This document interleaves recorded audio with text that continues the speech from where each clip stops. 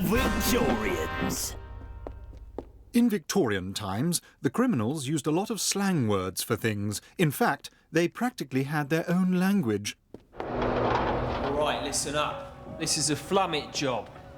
We'll need a rook, some Davy's dust and a faggot. Luckily, I knows a Nemo will crack a crib for a spangle. Any questions? Sorry, I'm new. Could we run through that again? Well, it's a flummet job. OK, I'll stop you there. Flummet? Dangerous. Oh, golly. Right, well, carry on. Right, we'll need a rook. A bird? A crowbar, you Tommy Tug. It's Martin, actually. Martin Smith. And can I just say, this is all very exciting. Look, can you get us some Davy's dust or what? Well, I could get us some Martin's dust, if that will help. He means gunpowder, you strut noddy. Gunpowder? There's no need to yaffle. Do you want the raw lobsters on our tail? I'm sorry, are you afraid we'll be pursued by uncooked seafood? No, not seafood. The cheese. The noses. Whoa, am I glad I'm not in your head? I mean, where did this fear of cheese come from? Do you want a ding on the coconut? Oh, pudding? Yes, please. He's talking about the peelers, you doddy. Is that to peel the cheese or the coconut? The Rozzers. The Crushers. The Blue Devils.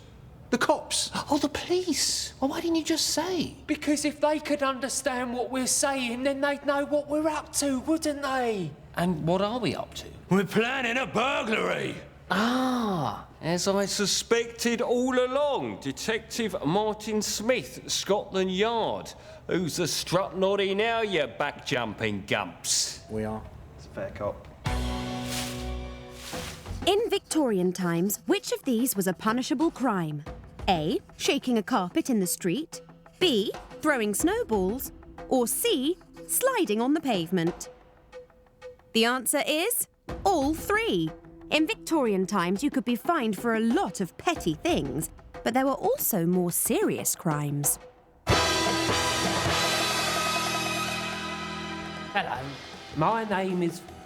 Well, it's none of your concern.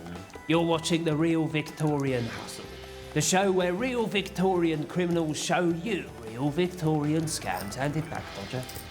First up, an entry-level hustle, the shivering dodge.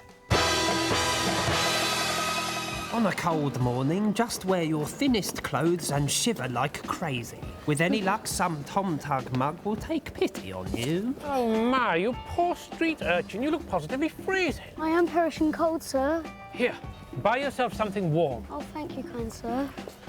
Tom Tug. What did you say? I'll buy a rug. Coat would seem more practical, but still.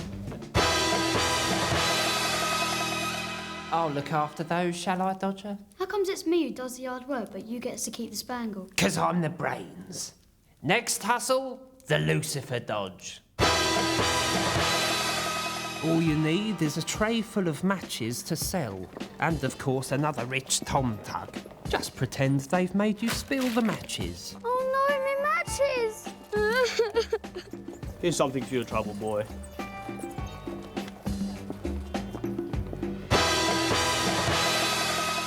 For this last hustle, the Scaldrum dodge, you just cover your bare arms with soap and rub in some vinegar.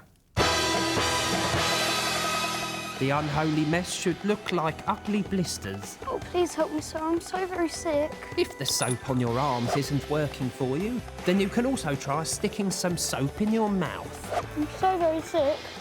Or even try strapping a leg up to make it look like you've lost one.